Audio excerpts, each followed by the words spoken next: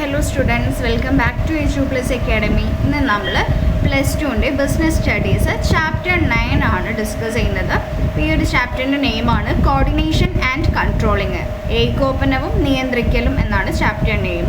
അപ്പോൾ ഈ ഒരു ചാപ്റ്ററിൽ നമ്മൾ മാനേജ്മെൻറ്റിൻ്റെ ഫങ്ഷൻസ് ആയിട്ടുള്ള planning, organising, staffing, directing, controlling ഇത്രയും നമ്മൾ ഡിസ്കസ് ചെയ്തു. ഇനി വരുന്ന ഒരു സെഷനാണ് കോർഡിനേഷനും കൺട്രോളിങ്ങും. അപ്പോൾ നമുക്കറിയാം ഈ ഒരു മാനേജ്മെൻറ്റിൻ്റെ ഫങ്ഷൻസ് ആയിട്ടുള്ള ഈ ഒരു ഫങ്ഷൻസ് പ്ലാനിങ്, ഓർഗനൈസിങ്ങും, സ്റ്റാഫിങ് ആൻഡ് ഡയറക്റ്റിംഗ് ഇതെല്ലാ ഫങ്ഷൻസും കൂടെ കൂടിയതാണ് ഈ ഒരു കോർഡിനേഷൻ അഥവാ ഏകോപനം എന്ന് പറയുന്നത്. അപ്പം നമുക്ക് ഡീറ്റെയിൽ ആയിട്ട് നോക്കാം. ആദ്യം നമുക്ക് കോർഡിനേഷൻ എന്താണെന്ന് ഇവിടെ കൊടുത്തിട്ടുണ്ട്. ആ ഒരു ഡെഫിനേഷൻ എന്താണെന്ന് നോക്കാം. കോർഡിനേഷൻ എന്ന് പറഞ്ഞാൽ സംഘടനയുടെ ലക്ഷ്യങ്ങൾ നേടുന്നതിന് വിവിധ യൂണിറ്റുകളുടെ പ്രവർത്തനങ്ങളെ ഏകീകരിക്കുന്ന പ്രക്രിയയാണ് ഏകോപനം.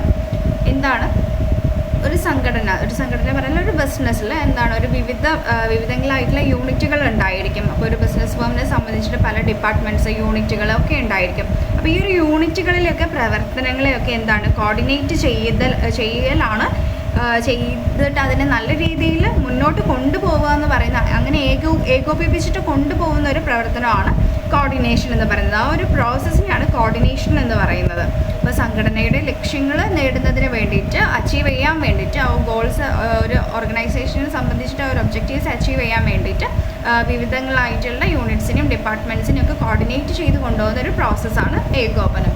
അപ്പോൾ ഇവിടെ കൊടുത്തിട്ടുള്ളത് നോക്കുക.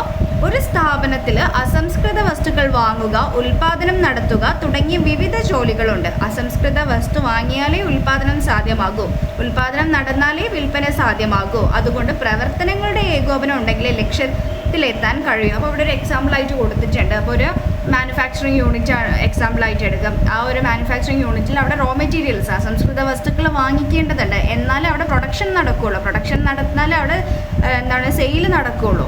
അപ്പോൾ അങ്ങനെ ഒന്നിനെ ഡിപ്പെൻഡ് ചെയ്തുകൊണ്ടിരിക്കുക. അപ്പോൾ ഒരു പ്രോസസ്സ് എന്താണ് പെർഫെക്റ്റ് അല്ലെങ്കിൽ, പ്രോപ്പറായിട്ട് അവിടെ ഒരു കാര്യം നടക്കുന്നില്ലെങ്കിൽ മറ്റേതിനെ അത് ബാധിക്കുന്നുണ്ട്. ഡയറക്റ്റായിട്ടും ഇൻഡയറക്റ്റായിട്ടും അത് ബാധിക്കും. അപ്പോൾ ഒരു സ്ഥാപനത്തിൽ അപ്പോൾ അതെല്ലാം എന്താണ് ഒരു ഓർഗനൈസേഷനെ സംബന്ധിച്ചിട്ട് എല്ലാം കൺട്രോൾ ചെയ്തുകൊണ്ടും എല്ലാം കോർഡിനേറ്റ് ചെയ്തുകൊണ്ടും പോയാലേ അവിടെ ഒബ്ജക്റ്റീവ്സ് അവർക്ക് അച്ചീവ് ചെയ്യാൻ പറ്റുള്ളൂ. ഇപ്പോൾ ഒരു ബിസിനസ്സിനെ സംബന്ധിച്ചിട്ട് എന്താണ് അവർക്ക് മാക്സിമം പ്രോഫിറ്റ് ഉണ്ടാക്കണം എന്നാണ് അവരുടെ ലക്ഷ്യം. അപ്പോൾ അവർക്ക് പ്രോഫിറ്റ് ഉണ്ടാക്കുന്നത് എന്താണ്, അവരുടെ പ്രൊഡക്റ്റ് സെയിൽ ചെയ്താലേ അവർക്ക് പ്രോഫിറ്റ് ലഭിക്കുകയുള്ളൂ. അപ്പോൾ അതുപോലെ തന്നെ ആ ഒരു റോ മെറ്റീരിയൽസ് എന്താണ് പ്രോപ്പറായിട്ട് അവൈലബിൾ ആവണം, എന്നാലേ അവർക്ക് ആ ഒരു പ്രൊഡക്ഷൻ സ്റ്റാർട്ട് ചെയ്യാൻ പറ്റുള്ളൂ. പ്രൊഡക്ഷൻ സ്റ്റാർട്ട് ചെയ്യുമ്പോഴാണ് അവിടെ എന്താണ് സെല്ല് നടക്കുകയുള്ളൂ. എന്താണോ വിൽക്കേണ്ടത് ആ ഉൽപ്പാദനം അവർക്ക് ഔട്ട്പുട്ട് നന്നായിട്ട് കൊടുക്കാൻ പറ്റുള്ളൂ. അപ്പോൾ അങ്ങനെ ഓരോന്നും നല്ല രീതിയിൽ ഏകോപിപ്പിച്ചിട്ട് കോർഡിനേറ്റ് ചെയ്ത് കൊണ്ടുപോകുന്ന എല്ലാ വിവിധങ്ങളായിട്ടുള്ള യൂണിറ്റുകളെ ഏകോപിപ്പിച്ച് കൊണ്ടുപോകുന്ന ഒരു പ്രോസസ്സാണ് കോർഡിനേഷൻ അഥവാ ഏകോപനം എന്ന് പറഞ്ഞാൽ. ഓക്കെ, ഇനി നമുക്ക് കോർഡിനേഷൻ്റെ ക്യാരക്ടറിസ്റ്റിക്സ് നോക്കാം. എന്തൊക്കെയാണ് ക്യാരക്ടറിസ്റ്റിക്സ് എന്ന്. ഫസ്റ്റ് വൺ, മറ്റു പ്രവർത്തനങ്ങൾ നടക്കുന്നുണ്ടോ എന്നറിയാനാണ് ഏകോപനം എന്നതിനാൽ മാനേജ്മെൻറ്റിൻ്റെ കാതലാണ്. അപ്പോൾ മറ്റു പ്രവർത്തനങ്ങൾ നടക്കുന്നുണ്ടോ എന്നറിയലും കൂടിയാണ് കോർഡിനേഷൻ. അപ്പോൾ ഒരു പ്രവർത്തനം മാത്രം നടന്നാൽ പോരാ, മറ്റുള്ള ഏതൊക്കെ പ്രവർത്തനങ്ങൾ അതിനെ ചുറ്റിപ്പറ്റി നിൽക്കുന്നുണ്ടോ അത് മൊത്തം പ്രവർത്തനങ്ങളും കോർഡിനേറ്റ് ചെയ്യണം. അത് പ്രോപ്പറായിട്ട് നടക്കുന്നുണ്ടോ എന്ന് ചെക്ക് ചെയ്യുന്നതും കൂടെ ഇതിൻ്റെ ഒരു ക്യാരക്ടറിസ്റ്റിക്സ് ആണ് ഏകോപനത്തിൻ്റെ. നെക്സ്റ്റ്, ഏകോപനം തുടർച്ചയായ പ്രവർത്തനമാണ്. ഒരു കണ്ടിന്യൂസ് ആയിട്ടുള്ളൊരു പ്രോസസ്സാണ് കോർഡിനേഷൻ. അപ്പോൾ അത് എപ്പോഴും നിലനിൽക്കുന്നതും കണ്ടിന്യൂസ് ആയിട്ട് ഓരോ ബിസിനസ് ഫേമിൽ, ഓരോ മാനുഫാക്ചറിങ് യൂണിറ്റിൽ കണ്ടിന്യൂസ് ആയിട്ട് നടക്കുന്നൊരു പ്രക്രിയയാണ് കോർഡിനേഷൻ. എന്നാലേ എല്ലാം കോർഡിനേറ്റ് ചെയ്ത് പോകുമ്പോഴാണ് അവിടെ സക്സസ്ഫുൾ ആവുകയുള്ളൂ അവരുടെ ഫേം എന്ന് പറയുന്നത്. നെക്സ്റ്റ്, കൂട്ടായ പ്രവർത്തനങ്ങൾക്കെല്ലാം ഏകോപനം ആവശ്യമാണ്. അപ്പോൾ ഏതൊരു ഗ്രൂപ്പ് ആക്ടിവിറ്റി ആണെങ്കിലും എന്താണ് കോർഡിനേറ്റ് ചെയ്യണം. കോർഡിനേറ്റ് ചെയ്താലേ അത് സക്സസ് ആവുകയുള്ളൂ. അപ്പോൾ കൂട്ടായ പ്രവർത്തനങ്ങൾക്കെല്ലാം ഏകോപനം ആവശ്യമാണ്. നെക്സ്റ്റ് വൺ, സ്ഥാപനത്തിൻ്റെ പൊതുവായ ഉദ്ദേശം കൈവരിക്കുന്നതിനാണ് മാനേജ്മെൻറ്റ് ഏകോപനം നടത്തുന്നത്.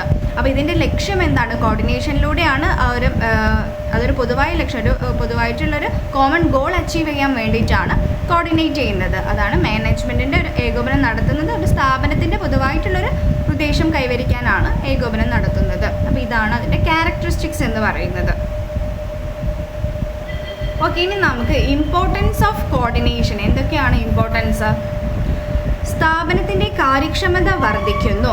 അപ്പോൾ ഏകോപനത്തിലൂടെ എന്താണ് കൂടുതൽ പ്രൊഡക്റ്റീവായിട്ടും കൂടുതൽ കാര്യക്ഷമതയോടും കൂടെ സ്ഥാപനത്തിൻ്റെ കാര്യക്ഷമത വർദ്ധിക്കുന്നുണ്ട്. അപ്പോൾ കൂടുതൽ പ്രൊഡക്റ്റീവായിട്ട് ആ ഒരു ഓർഗനൈസേഷൻ നിലനിൽക്കുന്നതും, അതുപോലെ എംപ്ലോയീസ് ആണെങ്കിലൊക്കെ എന്താണ് കോർഡിനേറ്റ് ചെയ്യാനും കൺട്രോൾ ചെയ്യാനും ആൾക്കാരുണ്ടാകുമ്പോൾ എന്താണ് കൂടുതൽ എംപ്ലോയീസിന് കുറച്ചും കൂടി റെസ്പോൺസിബിലിറ്റീസ് വരും. അവർ എന്താണ് കോർഡിനേറ്റ് ചെയ്ത് നല്ല രീതിയിൽ ആ ഒരു ഗോൾ അച്ചീവ് ചെയ്യാൻ വേണ്ടിയിട്ട് പ്രയത്നിക്കുന്നതായിരിക്കും. നെക്സ്റ്റ് വൺ, മറ്റു മാനേജ്മെൻറ്റ് ധർമ്മങ്ങളുടെ അടിസ്ഥാനമാക്കുന്നു. അപ്പോൾ മറ്റു മാനേജ്മെൻറ്റ് ഫംഗ്ഷൻസ് എന്തൊക്കെയാണ്? പ്ലാനിങ്ങും ഓർഗനൈസിങ്ങും സ്റ്റാഫിങ്ങും ഡയറക്റ്റിങ്ങും കൺട്രോളിങ്ങും ഇതിൻ്റെയൊക്കെ ഒരു അടിസ്ഥാനമായിട്ടുള്ളൊരു ധർമ്മമായിട്ട് ഇത് കോർഡിനേഷൻ മാറുന്നു. അപ്പോൾ ആ ഒരു എല്ലാ പ്രവർത്തനങ്ങളെയും കോർഡിനേറ്റ് ചെയ്ത് പോവുക, അതാണ് ഇതിൻ്റെ ഒരു അടിസ്ഥാനം എന്ന് പറയുന്നത്. കോർഡിനേഷൻ്റെ മറ്റുള്ള എല്ലാ മാനേജ്മെൻറ്റ് ധർമ്മങ്ങളുടെ ഒരു അടിസ്ഥാനമാകുന്നുണ്ട്. നെക്സ്റ്റ് വൺ, മാനുഷിക ബന്ധത്തിൻ്റെ പ്രാധാന്യം നൽകുന്നതിനാൽ അംഗങ്ങൾക്ക് മനോവീര്യം നൽകുന്നു. അപ്പോൾ ഇതിന് ഇമ്പോർട്ടൻസ് ആർക്കാണ്? മാനുഷിക ബന്ധത്തിനാണ്. ആ ഒരു കണക്ഷൻസ് എന്താ വെച്ചാൽ കോർഡിനേറ്റ് ചെയ്ത് പോകുമ്പോൾ എന്താണ് പല ഇൻഡിവിജ്വൽസും ഡിഫറെൻ്റ് ആയിരിക്കും, യുണീക്ക് ആയിരിക്കും. അപ്പോൾ അവരെല്ലാ ഡിപ്പാർട്ട്മെൻറ്റ്സിലും എല്ലാ യൂണിറ്റിലുള്ള ആളുകളെ ഒന്നിച്ച് കൊണ്ടുപോകുക എന്ന് പറയുന്നത് കുറച്ച് എന്താണ് റിസ്ക് ആയിട്ടുള്ള കാര്യം. അപ്പോൾ എല്ലാവരും പല പല സ്വഭാവക്കാരായിരിക്കും. അപ്പോൾ അവരെ എല്ലാവരും ഒന്നിച്ച് നിർത്തി ഒരു ഗോൾ അച്ചീവ് ചെയ്യാൻ വേണ്ടിയിട്ട്, ഒരു കോമൺ ഗോൾ അച്ചീവ് ചെയ്യാൻ വേണ്ടിയിട്ട് എല്ലാവരും ഒന്നിച്ച് നിർത്തുന്നു. അപ്പോൾ അവരെന്താണ്, അപ്പോൾ ആ ഒരു അംഗങ്ങൾക്കും എന്തായിരിക്കും കൂടുതൽ ഒരു കണക്ഷൻ ആ ഒരു ബിസിനസ് ഫേമിനോടും തോന്നും. എന്താണെന്ന് വെച്ചാൽ എല്ലാവരും ഒന്നിപ്പിച്ച് നിർത്തുകയാണ്, എല്ലാവരും കോർഡിനേറ്റ് ചെയ്ത് ഒരുപോലെ കൊണ്ടുപോവുകയാണ്. അപ്പം ഈ ഒരു മാനുഷിക ബന്ധത്തിനാണ് ഇത് പ്രാധാന്യം നൽകുന്നത്. നെക്സ്റ്റ് വൺ, പല വിധത്തിലുള്ള വീക്ഷണവും സംസ്കാരവുമുള്ള ജോലിക്കാരെ സ്ഥാപനത്തിൻ്റെ ലക്ഷ്യത്തിലേക്ക് എത്തിക്കുന്നു. അതൊരു മെയിൻ ഫീച്ചറാണ്. നേരത്തെ പറഞ്ഞതുപോലെ തന്നെ പല വിധത്തിലുള്ള സ്വഭാവവും സംസ്കാരവും ഉള്ള ജോലിക്കാരെയാണ് ആ ഒരു ഒറ്റൊരു ലക്ഷ്യം, സ്ഥാപനത്തിൻ്റെ ലക്ഷ്യം കൈവരിക്കാൻ വേണ്ടിയിട്ട് ഒന്നിപ്പിച്ച് നിർത്തുന്നത്. അതും ഇതിൻ്റെ ഒരു ഇമ്പോർട്ടൻ്റ് ആയിട്ടുള്ളൊരു ഫീച്ചറാണ്. നെക്സ്റ്റ് വൺ, സ്ഥാപനത്തിൻ്റെ ലക്ഷ്യവും ഡിപ്പാർട്ട്മെൻറ്റുകളുടെ ലക്ഷ്യവും തമ്മിൽ ഏകോപിപ്പിക്കുന്നു. അപ്പോൾ എന്താണ് സ്ഥാപനത്തിൻ്റെ ഒരു ലക്ഷ്യവും അതുപോലെ ഡിപ്പാർട്ട്മെൻറ്റുകളുടെ ആ ഒരു ലക്ഷ്യവും അത് തമ്മിൽ കോർഡിനേറ്റ് ചെയ്ത് കൊണ്ടുപോകുന്നുണ്ട് ഈ ഒരു കോർഡിനേഷൻ എന്ന് പറയുന്നത്. ഓക്കെ, നമുക്കിനി നെക്സ്റ്റ് ഒരു 2 അഡ്വാൻറ്റേജസ് നോക്കാനുണ്ട് കോർഡിനേഷൻ്റെ. State any 2 advantages of coordination. അപ്പോൾ കോർഡിനേഷൻ്റെ ആ ഒരു അഡ്വാൻറ്റേജസ് എന്ന് പറയുമ്പോൾ ആധുനിക ബിസിനസ് സ്ഥാപനങ്ങൾ വലുപ്പമേറിയവയാണ്. ഭീമമായ തുക മൂലധന നിക്ഷേപമായി വേണ്ടിവരും. ധാരാളം യന്ത്രങ്ങളുണ്ടാകും. ഒട്ടേറെ പേർ പണിക്ക് നിയമിക്കപ്പെടും. ഇത് നിയന്ത്രണത്തെ സങ്കീർണമാക്കുന്നു. നാനാതരം ഉൽപ്പന്നങ്ങളും സേവനങ്ങളും ഉൽപ്പാദിപ്പിക്കുകയും വിതരണം നടത്തുകയും ചെയ്യുന്ന പല യൂണിറ്റുകളും ഉണ്ടാവും. ഇവയുടെ പ്രവർത്തനങ്ങളെ ഏകോപിപ്പിക്കാൻ കാര്യക്ഷമമായൊരു കൺട്രോൾ സംവിധാനം ആവശ്യമാണ്. സംഘടനയുടെ ലക്ഷ്യങ്ങൾ നേടുന്നതിന് സംഘടനയുടെ വിവിധ യൂണിറ്റുകളുടെ പ്രവർത്തനങ്ങളെ സംയോജിപ്പിക്കുന്ന പ്രക്രിയയാണ് ഏകോപനം. അപ്പോൾ സംഘടനയുടെ ഒരു ഓർഗനൈസേഷൻ്റെ ഗോൾസ് അച്ചീവ് ചെയ്യാൻ വേണ്ടിയിട്ട് വിവിധ യൂണിറ്റുകളുടെ പ്രവർത്തനങ്ങളെ കോർഡിനേറ്റ് ചെയ്ത് പോകുന്നൊരു പ്രോസസ്സാണ് ഏകോപനം. അതുപോലെ തന്നെ വൈവിധ്യത്തിലെ ഐക്യം, വൈദഗ്ധ്യവത്കരണം എന്നിവ ഏകോപനത്തിൻ്റെ ഗുണങ്ങളാണ്. അപ്പോൾ 2 അഡ്വാൻറ്റേജസ് എന്ന് പറഞ്ഞത് ആ ഒരു യൂണിറ്റി ഒരു ഐക്യം, വൈവിധ്യത്തിലെ ഐക്യം, എല്ലാവരും ഒന്നിച്ച് ഒരുപോലെ ആ ഒരു യൂണിറ്റി ഇസ് ദ പവർ എന്ന് പറയില്ല, അതുപോലെ ആ ഒരു യൂണിറ്റിയോടെ നമ്മൾ ഐക്യത്തോടെ പ്രവർത്തിച്ചാലേ കോർഡിനേഷൻ നടക്കുകയുള്ളൂ. അതുപോലെ വൈദഗ്ധ്യവൽക്കരണം എന്നിവ ഏകോപനത്തിൻ്റെ ഗുണങ്ങളാണ്. അപ്പം സംഘടനയുടെ ലക്ഷ്യം നേടുന്നതിന് വേണ്ടിയിട്ടാണ് സംഘടനയുടെ സംയോജിപ്പിച്ചിട്ട് പ്രവർത്തനങ്ങളെ, വിവിധ യൂണിറ്റുകളുടെ പ്രവർത്തനങ്ങളെ സംയോജിപ്പിക്കുന്ന ഒരു പ്രോസസ്സാണ് ഏകോപനം.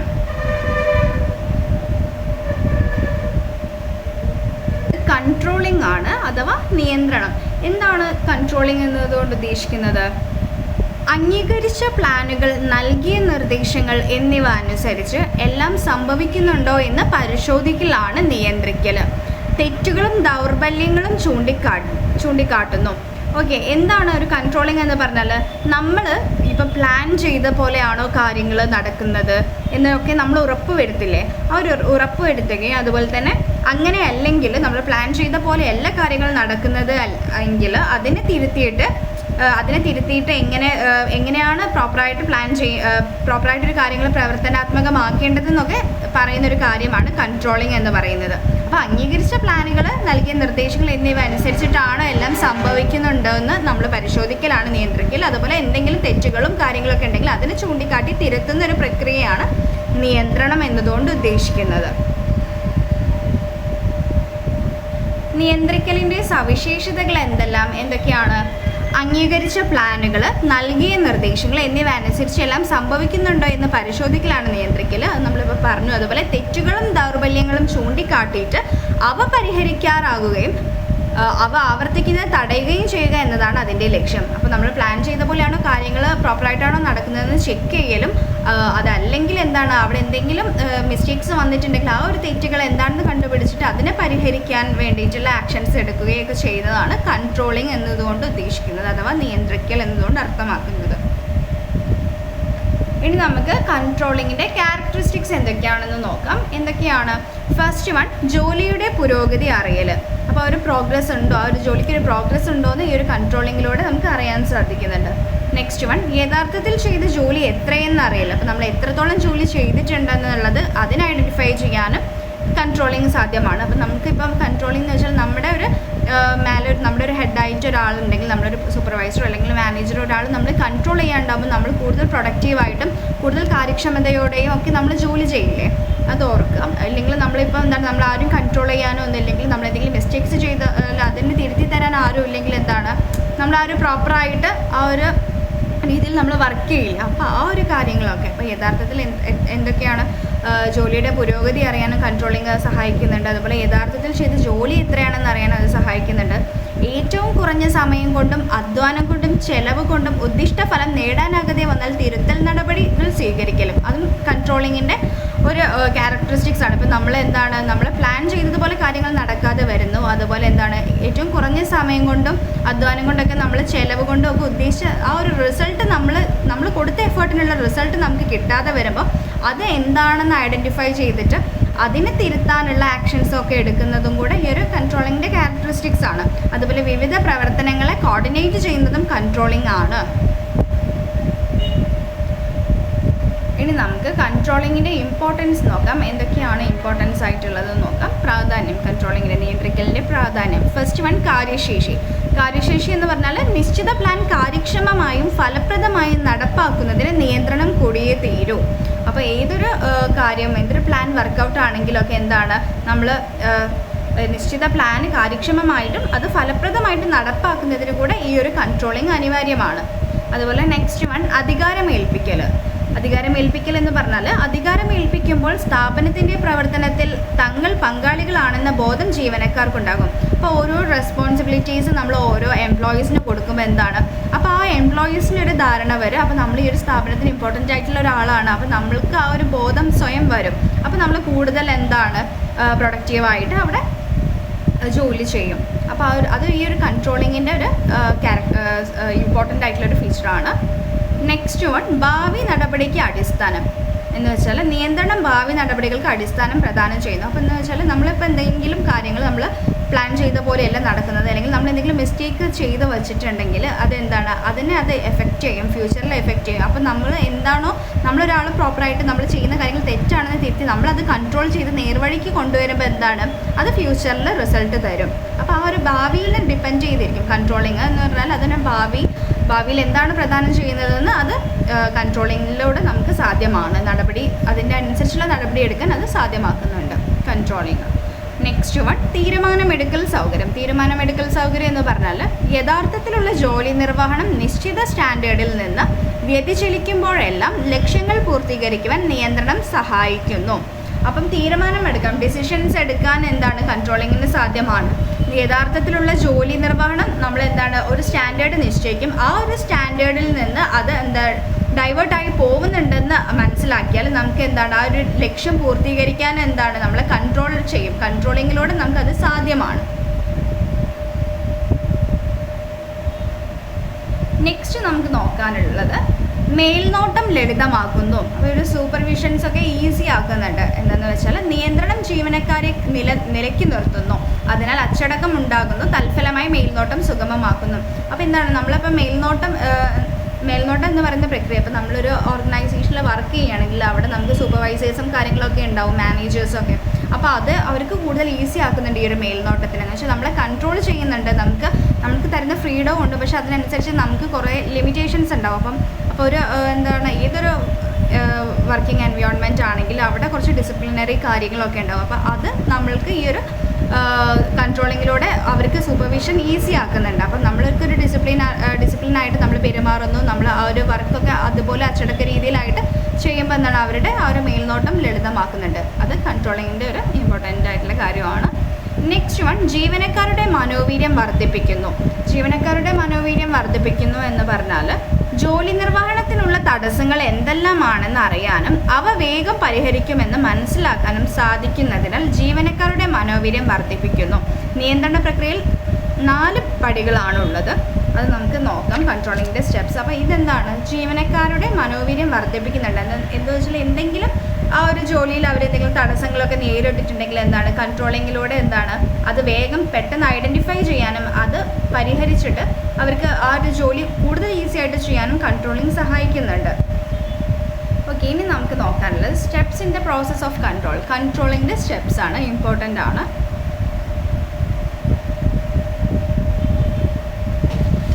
നിയന്ത്രണ പ്രക്രിയയിൽ 4 സ്റ്റെപ്പാണുള്ളത്. അപ്പോൾ ഫസ്റ്റ് വൺ എന്താണ്, സ്റ്റാൻഡേർഡ് നിശ്ചയിക്കൽ. സ്റ്റാൻഡേർഡ് നിശ്ചയിക്കൽ എന്ന് പറഞ്ഞാൽ എസ്റ്റാബ്ലിഷ്മെൻറ്റ് ഓഫ് സ്റ്റാൻഡേർഡ്സ്. അപ്പോൾ അത് കൺട്രോളിങ്ങിൻ്റെ ഫസ്റ്റ് സ്റ്റെപ്പാണ് ഈ ഒരു എസ്റ്റാബ്ലിഷ്മെൻറ്റ് ഓഫ് സ്റ്റാൻഡേർഡ് എന്ന് പറയുന്നത്, അഥവാ സ്റ്റാൻഡേർഡ് നിശ്ചയിക്കൽ. എന്താണെന്ന് നോക്കാം. ജോലി നിർവഹണത്തിൻ്റെ യഥാർത്ഥ ഫലത്തെ അളന്ന് നോക്കാനുള്ള ഒരു മാനദണ്ഡമാണ് സ്റ്റാൻഡേർഡ്. സ്റ്റാൻഡേർഡുകൾ ലളിതവും ജീവനക്കാരുമായി ചർച്ച ചെയ്ത് നിശ്ചയിക്കുന്നതുമാകുന്നു. അപ്പോൾ എന്താണ്, അപ്പോൾ നമ്മളൊരു എക്സാമ്പിൾ നോക്കുകയാണെങ്കിൽ ഒരു സ്റ്റാൻഡേർഡ്, ഒരു എസ്റ്റാബ്ലിഷ്മെൻറ്റ് ഓഫ് സ്റ്റാൻഡേർഡ് എന്ന് പറഞ്ഞാൽ ഒരു ഓർഗനൈസേഷൻ ഒരു സ്റ്റാൻഡേർഡ് അവർ നിശ്ചയിക്കുക എന്ന് വെച്ചാൽ ഒരു ബിസിനസ് ഫേം ഒരു എക്സാമ്പിൾ പറയുകയാണെങ്കിൽ ഒരു മാസത്തിൽ 1 മന്തിൽ അവരുടെ പ്രോഫിറ്റ് ഒരു 5 ലക്ഷം ആക്കണമെന്ന് ഒരു സ്റ്റാൻഡേർഡ് അവർ നിശ്ചയിച്ചു. അപ്പോൾ അവരുടെ പ്രോഫിറ്റ് 5 ലക്ഷം ആക്കണമെന്ന് പറഞ്ഞാൽ ഇതൊരു സ്റ്റാൻഡേർഡായിട്ട് നമുക്ക് ഡിഫൈൻ ചെയ്യാം. ഇതാണ് ഒരു സ്റ്റാൻഡേർഡ്, അവർ തീരുമാനിച്ചൊരു സ്റ്റാൻഡേർഡ് എന്ന് പറയുന്നത്.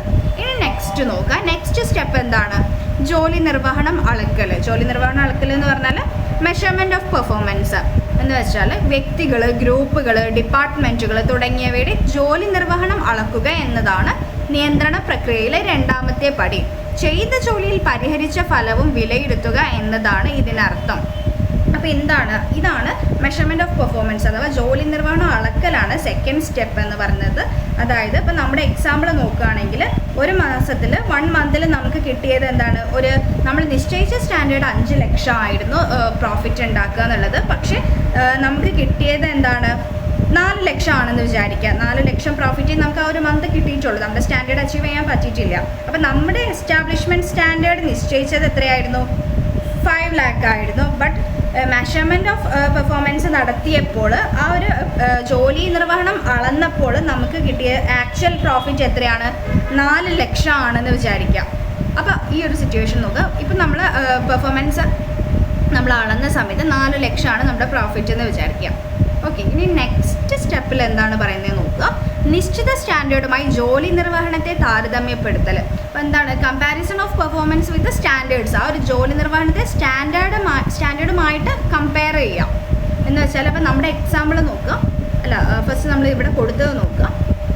ഇതിൽ 2 കാര്യങ്ങളാണുള്ളത്. പാളിച്ചകൾ എത്രത്തോളം ഉണ്ടെന്ന് കണ്ടുപിടിക്കലും അതേപോലെ 2ാമത്തെ കാര്യം അതിൻ്റെ കാരണം കണ്ടെത്തലും. അപ്പോൾ ജോലി നിർവഹണം സ്റ്റാൻഡേർഡിനൊപ്പം എത്തിയിട്ടില്ലെങ്കിൽ എത്രത്തോളം പാളിച്ച സംഭവിച്ചിട്ടുണ്ടെന്ന് കണ്ടുപിടിക്കണം. അതുപോലെ ഗുരുതരമായ പാളിച്ച സംഭവിച്ചിട്ടുണ്ടെങ്കിൽ അത് എവിടെ സംഭവിച്ചു എന്ന് ചൂണ്ടിക്കാണിക്കണം. അപ്പോൾ ഈ ഒരു comparison of performance with standards എന്ന് പറഞ്ഞാൽ ജോലി നിർവഹണത്തെ സ്റ്റാൻഡേർഡുമായിട്ട് താരതമ്യം ചെയ്യൽ. അപ്പോൾ നമ്മുടെ എക്സാമ്പിൾ 5 ലക്ഷം ആയിരുന്നു നമ്മുടെ സ്റ്റാൻഡേർഡ് നിശ്ചയിച്ചത്. ബട്ട് ആക്ച്വൽ പ്രോഫിറ്റ് 4 lakh വന്നിട്ടുള്ളൂ നമ്മുടെ കയ്യിൽ. അപ്പോൾ ഇത് തമ്മിൽ കമ്പയർ ചെയ്യുക. ആ ഒരു 4 lakhും 5 lakhും കമ്പയർ ചെയ്യുമ്പോൾ എത്ര, 1 lakh ഡിഫറൻസ് വന്നില്ലേ. അപ്പോൾ ഇതാണ് ഈ ഒരു 3rd സ്റ്റെപ്പ് എന്ന് പറയുന്നത്. നമ്മുടെ 5 ലക്ഷം അല്ലെങ്കിൽ അതിന് മുകളിലോ ആണ് നമുക്ക് കിട്ടിയിട്ടുണ്ടെങ്കിൽ അവിടെ ഒരു കൺട്രോളിങ്ങിൻ്റെ ആവശ്യമൊന്നും ഉണ്ടാവില്ല. പക്ഷേ നമുക്ക് നമ്മൾ പ്രതീക്ഷിച്ചത് കിട്ടിയിട്ടില്ല. അപ്പോൾ അവിടെ ഒരു കൺട്രോളിങ്ങിൻ്റെ ആവശ്യമുണ്ട്. അതുപോലെ അവിടെ ഒരു കമ്പാരിസൺ നടത്തിയിട്ടുണ്ട്. അപ്പോൾ ആ ഒരു ഡീവിയേഷൻ മനസ്സിലാക്കുക. ആ ഒരു നമ്മുടെ ആക്ച്വൽ പ്രോഫിറ്റ് നമ്മുടെ 4 lakh വന്നിട്ടുള്ളൂ, പക്ഷേ നമ്മുടെ സ്റ്റാൻഡേർഡ് 5 lakh ആയിരുന്നു. അപ്പോൾ ആ ഒരു ഡീവിയേഷൻ നമ്മൾ കമ്പയർ ചെയ്യുമ്പോൾ മനസ്സിലാക്കുക. അപ്പോൾ ആ ഒരു കാര്യം എന്താണെന്ന് മനസ്സിലാക്കുമ്പോഴാണ് നമുക്ക് ആ ഒരു 1 lakhൻ്റെ കുറവുണ്ടെന്ന് മനസ്സിലാവുന്നത്. അതാണ് ജോലി നിർവഹണത്തിൻ്റെ സ്റ്റാൻഡേർഡുമായി താരതമ്യം ചെയ്യുക എന്ന് പറയുന്നത്. എക്സാമ്പിൾ മനസ്സിലായല്ലോ. നെക്സ്റ്റ് എന്താണ് തിരുത്തൽ നടപടികൾ അതാണ് നമ്മുടെ ഫോർത്ത് സ്റ്റെപ്പ് എന്ന് പറഞ്ഞാൽ തിരുത്തൽ നടപടികൾ വെച്ചാൽ സ്വീകരിക്കൽ പ്ലാനിങ്ങിൽ ആവശ്യമായ മാറ്റം വരുത്തൽ, ലക്ഷ്യങ്ങളോ സ്റ്റാൻഡേർഡോ മാറ്റി നിശ്ചയിക്കൽ, ചുമതലകൾ മാറ്റി നൽകൽ തുടങ്ങിയവ ഇതിൽപ്പെടും. അപ്പോൾ അതാണ് തിരുത്തൽ നടപടികൾ എന്ന് പറഞ്ഞാൽ.